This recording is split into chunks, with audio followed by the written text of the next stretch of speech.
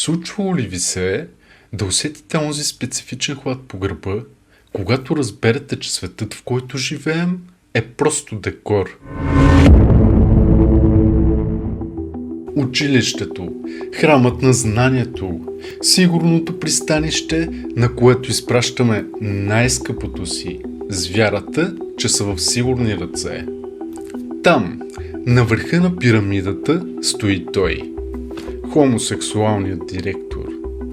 Човекът с изгладената риза, с европейските маниери, с сладките приказки за морал и бъдеще. Гледате го и виждате авторитет. Но той гледа децата ви по друг начин. През обектива на скритите камери в тоалетните. Там, където дори и най-смелото дете е уязвимо. Само си представете галерията от телефона му. Не са снимки от ваканции. Не са графики на училищния бюджет. Там е подредена една гнусна воайорска колекция. Десетки, може би стотици файлове, откраднати мигове от интимността на вашите деца.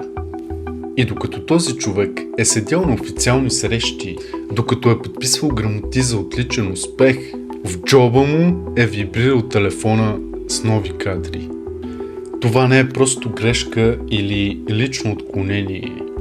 Това е систематично, хладнокръвно хищничество. Той е превърнал училището в своя лична ловна площ, а децата ни в неволни участници в неговия болен сценарий.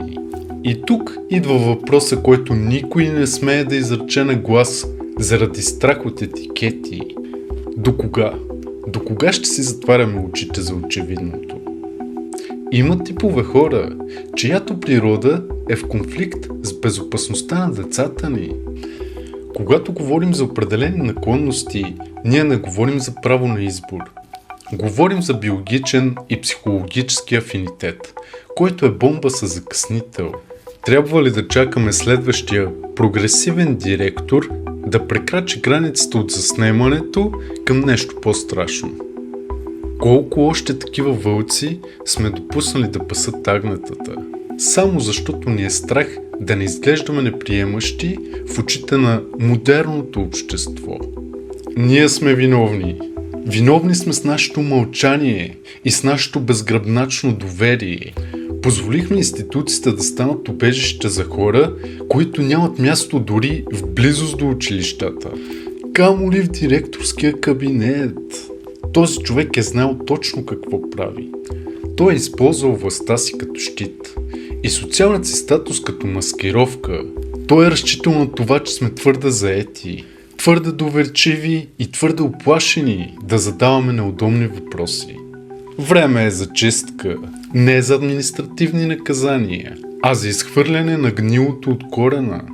Защото днес е директор в София, а утре може да е учителят на вашето дете. Сигурността не е предмет на преговори. Или пазим децата си, или ставаме съучастници. А ти от кои си?